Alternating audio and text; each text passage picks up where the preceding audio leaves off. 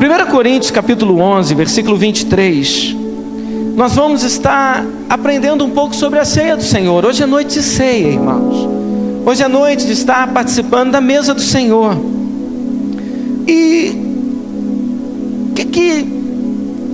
eu quero ler o texto com você, para a gente entender um pouco sobre o que significa esse momento, que implicação isso traz na nossa vida, a ceia.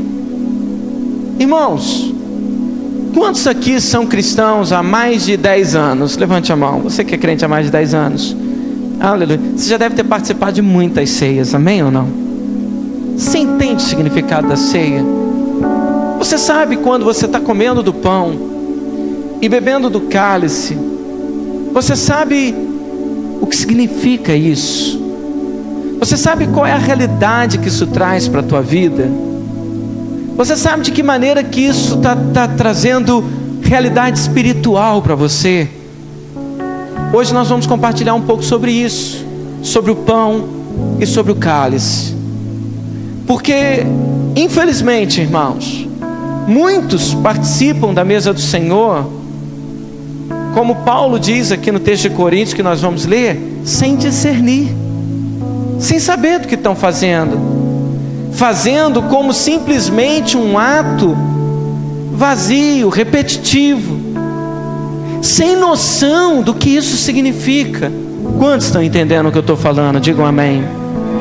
Então olha só o que diz aqui a partir do versículo 23, diz assim: porque eu recebi do Senhor o que também vos entreguei, que o Senhor Jesus, na noite em que foi traído, tomou o pão e, havendo dado graças, o partiu e disse: tomai, comei, isto é o meu corpo que é partido por vós, fazei isso em memória de mim.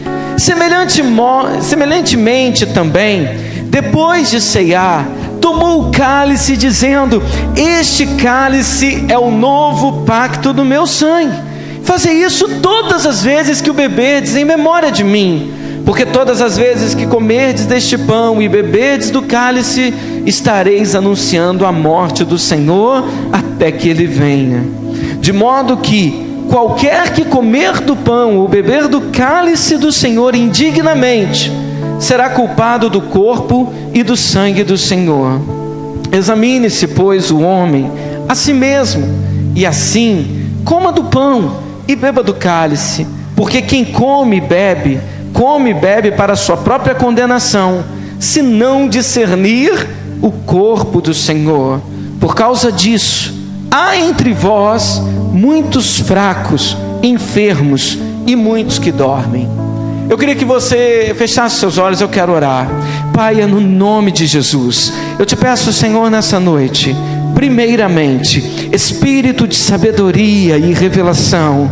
Senhor, que o teu Espírito Santo possa fluir à vontade entre nós, e que o Senhor encontre em cada um de nós aqui, Senhor, um coração aberto. Senhor, que o Senhor encontre em cada um de nós aqui, Senhor Deus, um espírito ativado, um espírito, Senhor Deus, sedento de ouvir a tua voz e ser ministrado pela tua palavra, pela tua verdade, em nome de Jesus. Senhor, que essa palavra não seja mais uma palavra numa noite de ceia, mas que seja, Senhor Deus, alimento, que seja comida, que seja bebida para a tua igreja, e que possamos, Senhor, nos alimentar dessas verdades, Senhor, e ser fortalecidos nela e andar nela para a glória do teu nome. É a oração que faço em nome de Jesus. Amém e amém. Queridos, a ceia do Senhor, ela é um mandamento. O Senhor Jesus, a Bíblia diz aqui, o apóstolo Paulo, ele está falando que ele recebeu do Senhor, o que também entregou para a igreja. Ele começa a falar sobre a ceia, ele começa a falar da ceia como uma ordenança. Ele diz assim: olha, a ceia é para a igreja. O Senhor Jesus, ele deixou essa ordem, ele deixou essa ordenança de que a igreja estivesse participando da ceia, celebrando a ceia. A Bíblia diz, querido, que o próprio Jesus, ele fez uma ceia com seus discípulos antes de ir para o Getsemane, antes de experimentar a cruz, ele teve um momento de ceia com seus discípulos. Paulo, ele está até aqui falando dessa ceia, e ele diz o seguinte: olha, esse mandamento é para que a gente continue fazendo, para que a gente continue observando, para que a gente continue o quê? Praticando. Eu posso ouvir um amém por isso? E aí talvez você que está aqui nessa noite, você já é crente há um tempão, você tem uma estrada no Evangelho, uma estrada percorrida no Evangelho, mas talvez, querido, você participou de muitas ceias, e você mesmo ainda não tem a noção, você ainda não percebeu, você ainda não teve a revelação do que significa beber do cálice e comer do pão. Aí você fala: pastor, eu sei o que é. Beber do cálice é beber do sangue do Senhor, e comer do pão é comer do seu corpo. Amém, mas é só isso? Ou a pergunta que eu quero fazer: o que isso implica na realidade, no dia a dia das nossas vidas? E é isso, querido, que eu quero compartilhar com você. Eu quero primeiramente dizer para você que o nosso Deus é um Deus bom. Diga comigo assim: Deus é bom, e Ele nos ama. E o desejo desse Deus, o desejo do nosso Senhor é o melhor para nós. Diga para mim assim: Deus tem o melhor para mim. Diga como vencedor, diga: Deus tem o melhor para mim. A vontade de Deus é que eu e você, é que nós tenhamos um coração cheio de paixão e de vida. E a vontade do Senhor é que tenhamos também um corpo saudável, um corpo também cheio de vida, um espírito renovado, para que possamos adorá-lo e ter comunhão com Ele. Posso ouvir um amém? A intenção de Deus nunca foi que a morte entrasse nesse mundo. A intenção de Deus não é que o homem fique doente, não é a intenção de Deus que o homem passe por enfermidades, que o homem tenha uma alma deprimida, angustiada, incapaz de cumprir os seus propósitos. Sabe, querido, semana passada eu preguei aqui sobre a cura do leproso, quando Jesus ele desce do monte das bem-aventuranças, um leproso vem ao seu encontro, e a Bíblia diz que o leproso chega para ele e diz assim: Senhor, se o Senhor quiser, o Senhor pode me curar. E eu compartilhei com a igreja sobre o seguinte: é interessante que o leproso ele não duvidou do poder do Senhor Jesus, mas ele duvidou da bondade, do coração, do querer. E infelizmente essa tem sido a nossa dúvida. Por quê? Porque não duvidamos que o Deus que servimos é poderoso, não duvidamos que o Deus que servimos ele é forte, mas muitas vezes duvidamos: será que Ele quer realmente me abençoar? Será que realmente Ele me ama tanto? Será que essa bênção realmente é para mim? E domingo passado, querido, eu estive falando aqui para os irmãos que e que o desejo de Deus é que todos sejam curados, todos. Aí você diz para mim assim: mas pastor, por que ainda tem muitas pessoas que estão enfermas? Querido, eu não tenho resposta para todas as perguntas, mas eu sei que o desejo de Deus é que todos sejam curados. Sim, porque, querido, eu vou dizer algo para você. A Bíblia fala que Jesus na cruz do Calvário, Ele levou sobre si as nossas enfermidades. Então a enfermidade não é para nós, Ele já levou. Quantos estão entendendo o que eu estou falando? Digam amém. Então, querido, ouça bem. Eu sei que isso parece muitas vezes difícil de entender, sabe, isso parece às vezes difícil, porque a gente vê tanta pessoa doente, tanta pessoa enfraquecida, tanta pessoa morrendo tão jovem, sabe? E talvez, querido, a resposta disso pode estar hoje aqui, nessa palavra da ceia. Talvez você possa entender um pouco sobre o porquê dessas coisas, o porquê que isso acontece. Quantos estão comigo? Digam amém. A segunda coisa que eu quero que você entenda nessa noite é que o Senhor Jesus ele veio para nos redimir da maldição que entrou nesse mundo através do pecado de Adão.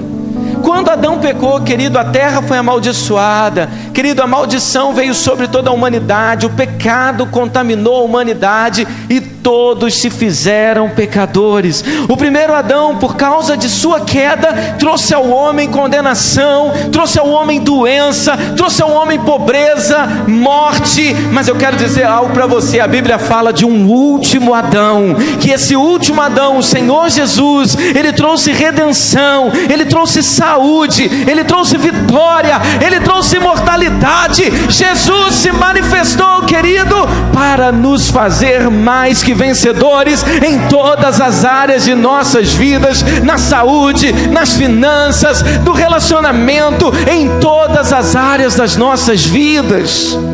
Aleluia!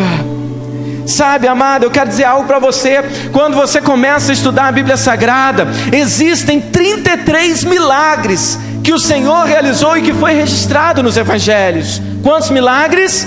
33 milagres foram registrados. Só que a grande verdade é que ele fez muito mais do que isso, mas foram registrados 33. E desses 33 milagres que foram registrados, 28 estão relacionados com o corpo humano. 28, cura. 28 está relacionado com alimentação, como multiplicação de pão, de peixe, transformação de água em vinho. 28 está incluído comida, está incluído coisas relacionadas ao nosso corpo. E desses 28, ouça o que eu vou te dizer, 24 são curas físicas. 24 dos 33 milagres realizados pelo Senhor, que foram registrados, ele realizou muito mais, quero deixar claro. 24 dos 33 foi cura física, irmão. E nessa cura física está incluindo também libertação. Pessoas que foram libertas da possessão de demônios. Por quê? Porque isso tem um relacionamento com enfermidades. Porque tudo isso vem de Satanás, irmãos. Você pode ter certeza disso.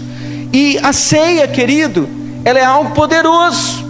Quando o Senhor, ouça bem, olhe para mim.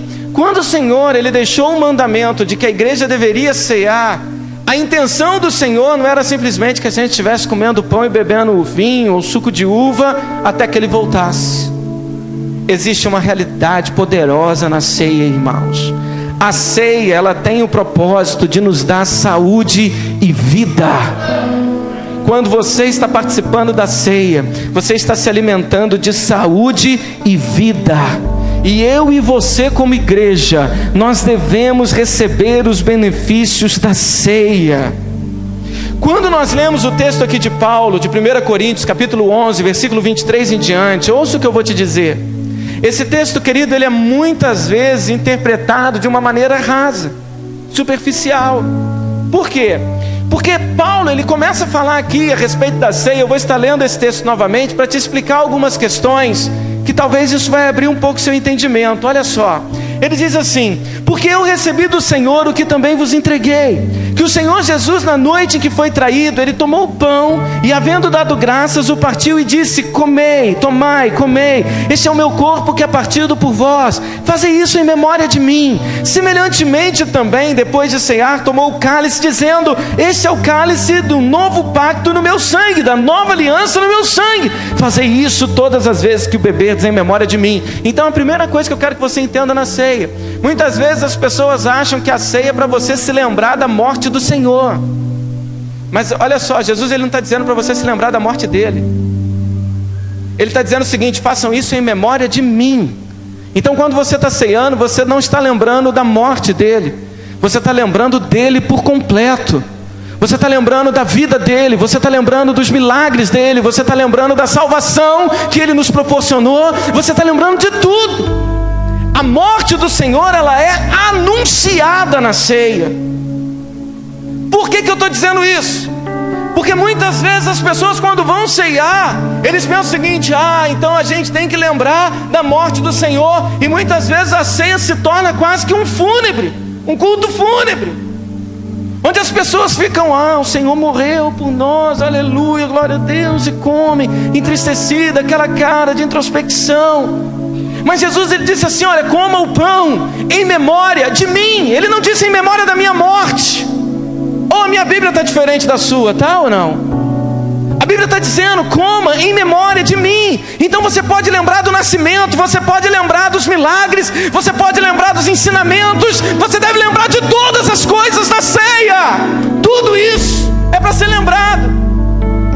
Bebam esse cálice em memória de mim, lembrando dele, lembrando de quem ele é. Posso ouvir um amém? Aí ele diz o seguinte: olha, porque todas as vezes que comerdes deste pão e beberdes desse cálice, estareis anunciando a morte do Senhor até que ele venha. Então quando eu como e bebo, eu não somente estou lembrando da morte, eu estou lembrando de tudo, mas uma coisa eu estou anunciando: ele morreu, mas vai voltar para me buscar. Ele vai voltar, porque Jesus está dizendo: coma do pão, beba do cálice, porque fazendo isso você está anunciando a morte dele, mas faça isso até que ele venha. Então, querido, nós estamos hoje diante da mesa do Senhor, nós vamos participar do corpo de Cristo, nós vamos participar do sangue de Cristo.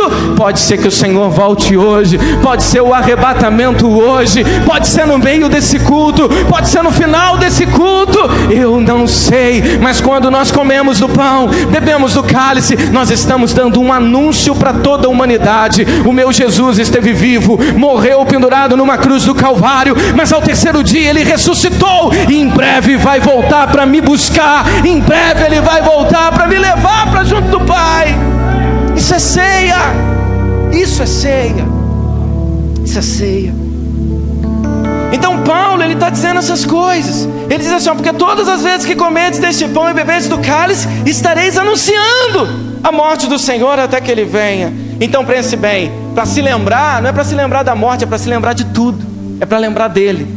Mas na ceia anunciamos que ele morreu e que em breve vai voltar. Aleluia. Posso ouvir um amém? Aí ele diz o seguinte, olha, versículo de número 27, ele diz assim: de modo que qualquer que comer do pão ou beber do cálice do Senhor indignamente será culpado do corpo, ou réu do corpo e do sangue do Senhor. Sabe, querido, tem muita gente que não participa da ceia porque não se sente digno. Crentes batizados que não se sentem dignos. Eles falam assim: não, hoje eu não posso participar da ceia porque eu não tive uma semana muito boa, eu não correspondi, eu falhei em algumas coisas. E quando nós estamos no momento da ceia, ele prefere não vir, não comer do pão e não beber do cálice. Querido, não é isso que Paulo está dizendo. Por quê, querido? Porque se fosse por esse lado, ninguém aqui estaria apto a participar da ceia. Por quê? O que nos faz dignos não é a nossa dignidade, é a dignidade dele. O que nos justifica não é a nossa justiça, mas é a justiça de Cristo que foi imputada a nós. Posso ouvir um amém por isso? Mas então, o que é participar da ceia do Senhor indignamente? Não é você sendo uma pessoa indigna, mas é você participar como? De qualquer jeito. Quando você começa a estudar a Epístola de Corinto, você vai ver que a ceia do Senhor, ela era ministrada, ela era celebrada junto com uma festa chamada Festa Ágape. Olha o nome da festa, irmão. E os coríntios, eles aprontavam todas nessa festa. Eles começavam de dia, irmão, e cada um levava um negocinho para comer. Entendeu? Chegava no final do dia, já tinha crente bêbado. Você imagina que desgaste que devia de ser? Crente bêbado. Um crente não esperava o outro para comer. O que levava camarão queria comer o camarão sozinho, não queria comer o ovo que o outro trouxe, não queria compartilhar, não queria ter comunhão. E aí depois eles ceiavam, comiam do pão, bebiam indignamente, ou seja, eles não tinham noção do que estava envolvendo aquele momento. E aí Paulo, ele continua dizendo o seguinte, olha, examine-se pois o homem a si mesmo. E muitas vezes, querido, esse versículo, ele é taxado para você se examinar, para ver se você está apto para comer ou não. É verdade ou não? Quantas vezes eu já ouvi: examine-se a ti mesmo e veja se está apto para comer esse pão. E quando eu olhava para mim, irmão, eu só via desgraça. Eu não sei se essa é a tua realidade, mas eu só via luta dentro de mim, irmão. Por quê? Pobre, cego, nu, pecador, miserável que sou. Você quer ver como é que eu sou tão pecador, irmão? Vou te confessar um pecado aqui publicamente. Hoje eu torci pro Palmeiras. Isso não é pecado, irmão? Eu não sou palmeirense, mas só para trazer tristeza para os flamenguistas. Aí, tá vendo? Outro pecador. Esse já está com o dedinho queimando no mármore do inferno, torcendo para o Brasil de Pelotas. Você está entendendo, irmão? Mas nós somos pecadores. E se você olhar para você mesmo, na sua ótica, você, querido, não vai ver nada de bom em você, nada que te aprove a participar da ceia. Quantos estão entendendo o que eu estou falando? Paulo está dizendo: examine-se o homem a si mesmo, e coma do pão, e beba do cálice. A pior coisa que você pode fazer no dia de ceia é você chegar, quando estiver aqui com o cálice, e dizer: não, eu não vou participar porque hoje não estou digno de participar da mesa. Aí todo mundo olha e diz assim: mas que cara espiritual esse, né? Olha, ele reconhece que ele não é digno. Mas então no dia que ele vai participar, o que ele está dizendo? Eu sou o cara, eu orei tantas horas, não pequei, não fiz isso. Ele começa a se achar, então ele começa a participar da ceia na justiça dele. E nós participamos da ceia, querido, é pelo Senhor. Você está entendendo o que eu estou dizendo, amém ou não? Tanto é que Paulo fala assim: examine-se o homem a si mesmo. E Paulo não diga: se achar alguma coisa torta, não coma. Ele disse isso, mas é o que é pregado. Mas o que Paulo diz? Examine-se o homem a si mesmo e coma do pão. Coma do pão e beba do cálice. Posso ouvir um amém, irmãos? Aí ele diz assim: porque quem come e bebe para a sua própria condenação, se não discernir o corpo do Senhor. Por causa disso há entre vós muitos fracos, enfermos e muitos que dormem. Aí você diz: aí, pastor, quem come e bebe sem discernir está comendo condenação para si mesmo. Querido, mas se você for entender o sentido, o que ele está dizendo? Ele está dizendo o seguinte: que quando eu como do pão e eu bebo do cálice, sem discernir o que significa o pão e o cálice, eu estou comendo condenação no seguinte sentido: que eu vou viver fraco, vou viver doente e vou viver em morte. Se bobear, eu vou morrer. Por quê? Porque eu não estou discernindo a realidade da ceia. Então nós precisamos participar da ceia discernindo a sua realidade. A realidade espiritual, a peso de glória na ceia. Posso ouvir um amém? Então você precisa entender que quando você bebe desse sangue, ou bebe do cálice, você não está simplesmente bebendo um suco de uva. Pastor, então eu estou bebendo o sangue de Cristo. Não, também não é o sangue, porque nós não cremos na transubstanciação. O que é transubstanciação? É a doutrina de que esse suco ele se transforma em sangue e o pão se transforma em corpo. Isso é uma doutrina que não é nossa. Nós entendemos que o pão, ele aponta para o corpo e o suco de uva aponta para o sangue. Mas cremos que há realidade espiritual nesse ato. Posso ouvir um amém por isso? Vocês estão me acompanhando, amém?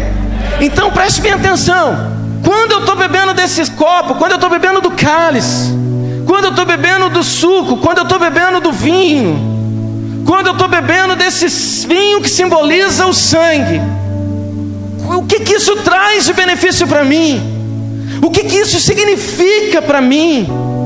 O que isso traz de realidade para a minha vida? O que isso muda na minha vida? Quantos estão comigo? Digam amém. Então eu vou te dizer algo. Olha para o irmão mais bonito que está do seu lado. Usa fé agora. Olha, irmão, olha. Olha para o irmão mais bonito que está do seu lado. Se ele não é bonito, pelo menos cheiroso ele deve ser. Olha para ele.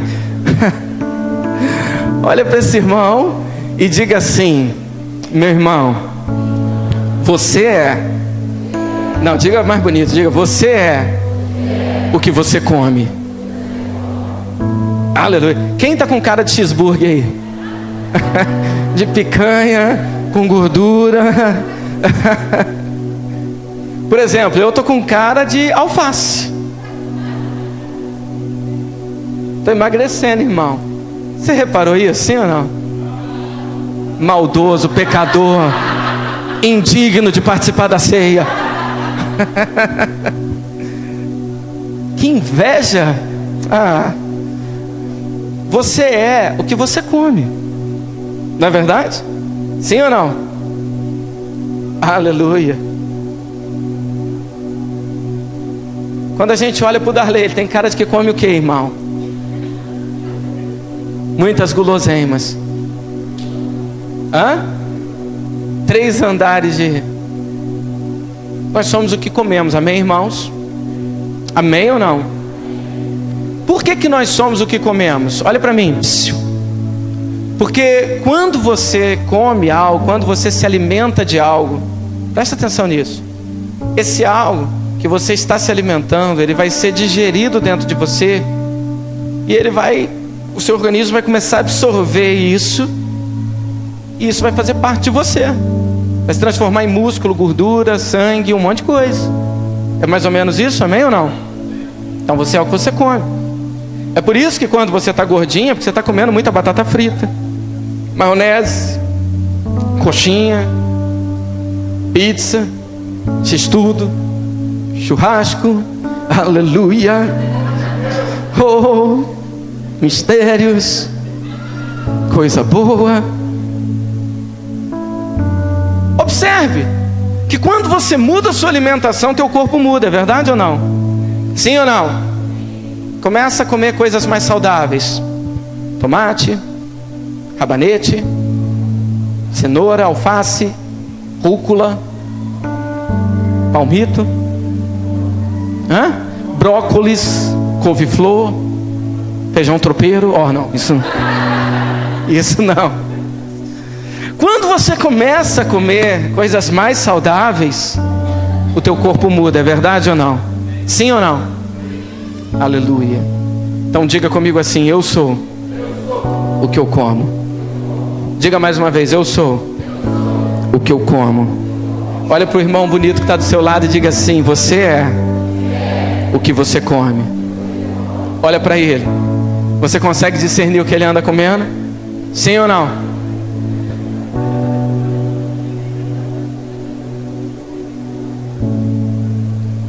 Aleluia. Então preste bem atenção. Olha para mim. Quando Jesus disse assim: olha, este é o meu corpo, que é dado em favor de vocês. Façam isso todas as vezes que o comerem em memória de mim. Esse é o meu corpo, comam dele. Então quando você se alimenta desse pão que simboliza o corpo, você está se alimentando do quê? Do próprio Cristo. Você está bebendo do sangue. Você está ingerindo o quê? Do próprio Cristo. Você está entendendo, amém ou não? E isso vai trazendo realidade espiritual para dentro de você. Então ceiar não é simplesmente comer um pão. A comida é uma coisa tão importante. Quantos aqui conhecem a história do Êxodo? Quando o povo de Israel saiu do Egito, foi liberto depois das pragas. Quantos aqui conhecem? Levanta a mão, digam amém. Você observa, querido, que quando o povo vai para o deserto, ouça isso. Quando o povo vai para o deserto, Deus então, Ele resolve mudar a alimentação do povo. E Ele estabelece como dieta para o povo uma nova comida. E que comida era essa? Diga comigo assim: o maná. Diga o maná. E por que Deus deu o maná para o povo?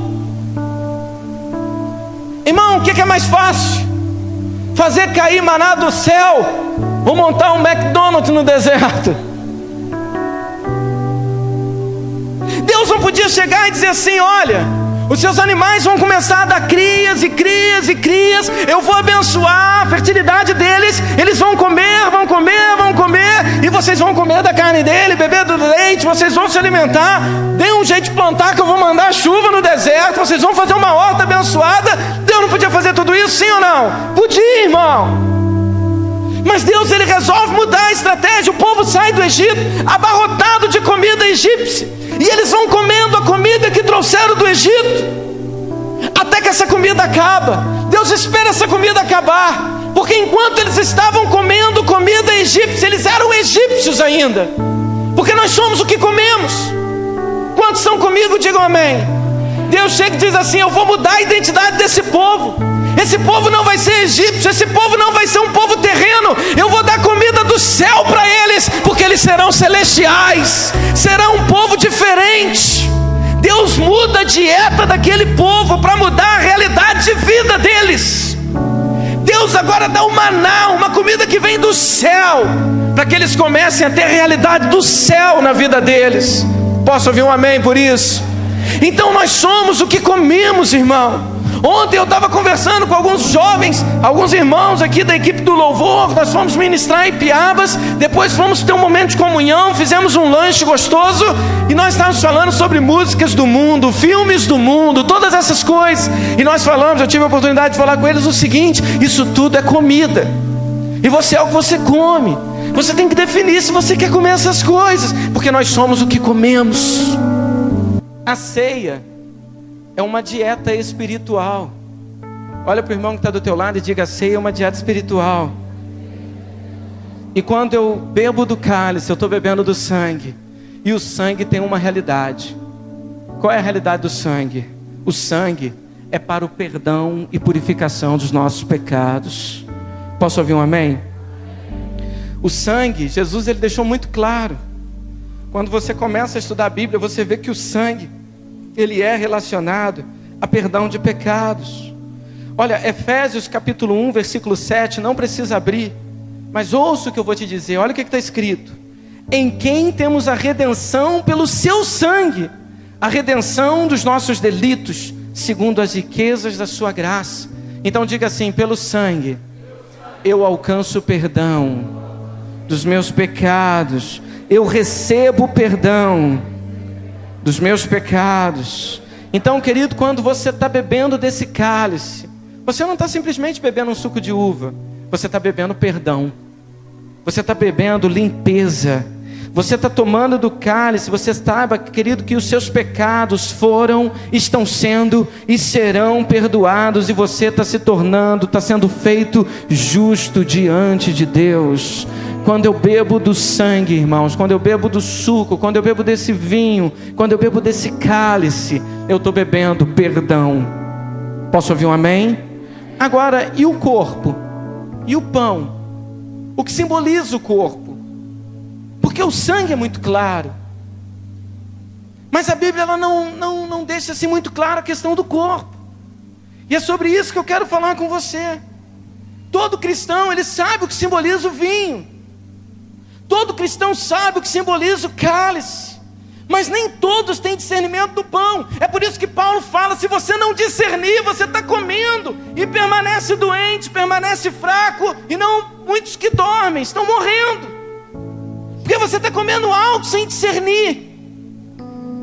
Então, o que significa o pão? Abra a tua Bíblia comigo em Marcos capítulo 7, você vai entender.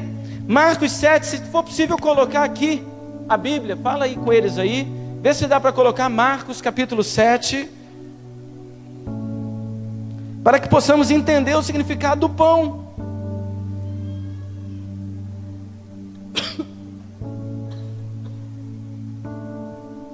Achou? Marcos 7, versículo 26, está falando sobre a mulher cirofenícia. Jesus ele estava passando e a mulher foi atrás dele, rogando pela sua filha que estava possessa por um espírito imundo. A mulher era grega, cirofenícia de origem, e rogava a Jesus que expulsasse de sua filha o demônio.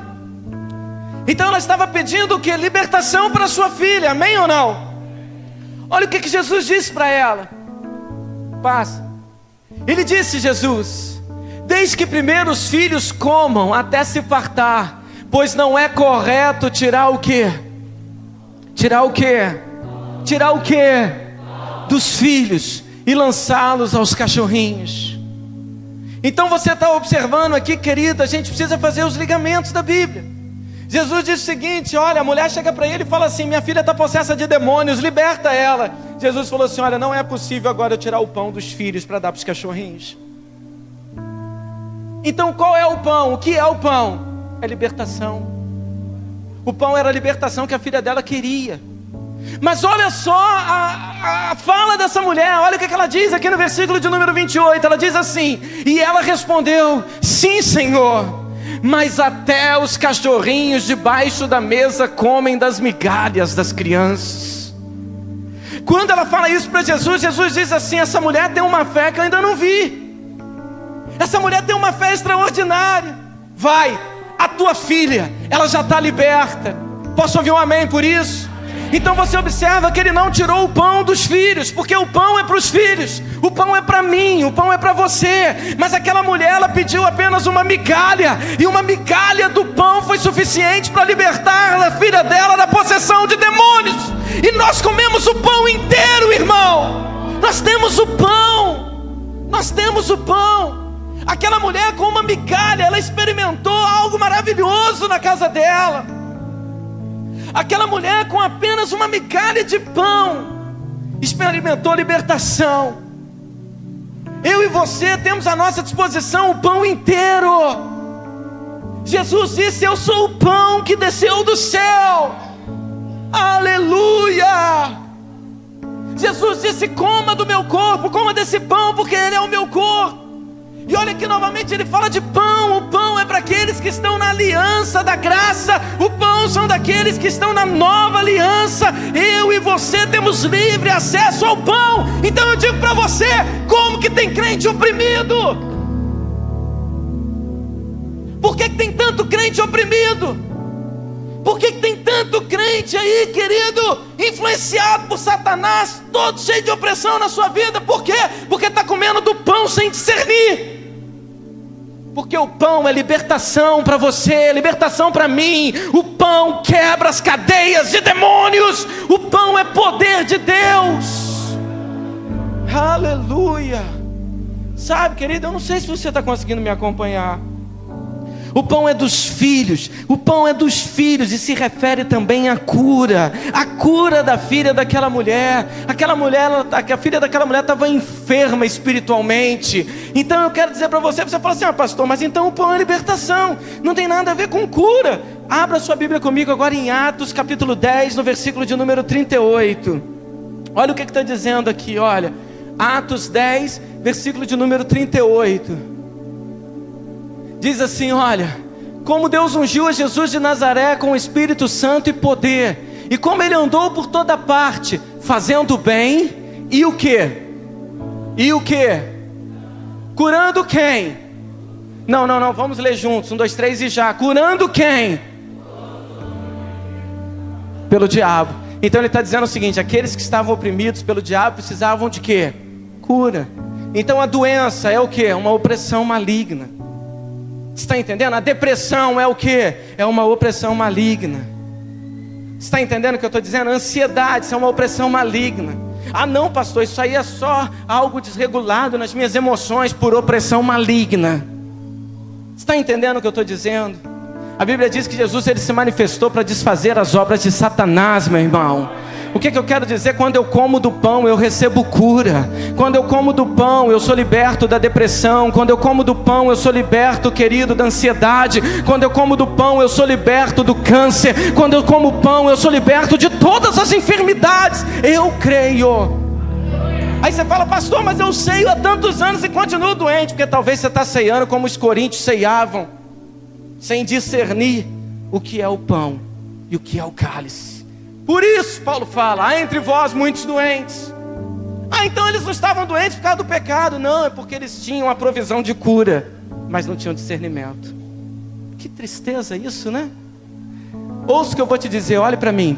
Ei, mais 5 minutos só da sua atenção, e eu vou acabar, para que a gente possa ceiar. Dizem que certo homem, ele comprou uma passagem para o navio, para um cruzeiro. Posso ouvir um amém? Só que coitado, ele só tinha dinheiro para passagem. Ele precisava de chegar num outro ponto da cidade, do país, e ele só tinha o dinheiro da passagem. E ele comprou, entrou nesse cruzeiro e foi. Quantos estão comigo? Digam amém. E ele não tinha dinheiro para beber uma água, não tinha dinheiro para comer um ovo, comer um pão, tomar um café da manhã. E ele passou 7 dias dentro do quarto, porque ele falou assim: olha, eu não quero nem sair para ver as guloseimas, as coisas gostosas que tem na área de alimentação. Quando ele chega no ponto que ele tinha que descer, o capitão do navio estava na porta, se despedindo de todo mundo. E quando chega a vez dele se despedir, o capitão olhou para ele e falou assim: mas o senhor estava na nossa viagem? Não, eu estava sim. Mas eu não vi o senhor aqui nenhum dia. Não vi o senhor circulando, não vi o senhor nadando na piscina do navio, não vi o senhor desfrutando de nada nos restaurantes, eu não vi. Aí ele chegou: não, é porque realmente eu só tinha o dinheiro da passagem, eu não tinha dinheiro para ir no restaurante, eu não tinha dinheiro para ir na piscina, eu não tinha dinheiro para nada. Aí o capitão falou assim: filho, na sua passagem já estava tudo incluído. Diga assim: misericórdia. Dá vontade de matar um cara desse, sim ou não? Sim ou não? Mas esse cara sou eu, esse cara é você. Porque nós estamos nessa terra cheia de direitos já garantidos pela cruz do Calvário. E vivemos trancados em prisões emocionais, espirituais. E quando chegar no fim da vida, o Senhor vai dizer: estava tudo pago. Já estava tudo resolvido. Já estava tudo pronto para você. Quando eu como do pão, eu sou liberto, eu sou curado. Êxodo capítulo 12, versículo 8, diz assim a palavra do Senhor: e naquela noite comerão da carne assada ao fogo do cordeiro pascal, com pães asmos e com ervas amargosas a comerão. Deus está dizendo o seguinte: olha, hoje vocês vão ser libertos do Egito. Sacrifiquem um cordeiro, passa o sangue nos umbrais da porta, e vocês vão comer da carne do cordeiro. A carne do cordeiro é o que dele? Diga: é o corpo. Diga comigo: a carne é o corpo. Diga: a carne é o corpo. Amém ou não? Esse cordeiro aponta para quem? Para Cristo. Quando eu como do corpo de Cristo, quando eu como da carne, do pão, o Salmo 105, versículo 37 diz assim: e fez sair os israelitas do Egito com prata e ouro, e entre as suas tribos, aproximadamente 3 milhões de pessoas, não havia ninguém inválido, não tinha ninguém doente. Por quê? Porque comeram do pão, comeram da carne do cordeiro. Hoje é noite de ceia. Está aqui o pão, está aqui o sangue, está aqui o suco, está aqui, querido, o corpo de Cristo, está aqui. Hoje você pode pôr fim numa enfermidade sua, pela fé. Hoje você pode pôr fim, querido, numa vida de derrota. Hoje você pode pôr fim numa vida de pobreza, de miséria, de desgraça. Hoje você pode pôr fim nisso. Como, pastor? Alimentando do pão e bebendo do cálice. Eu queria que você ficasse de pé.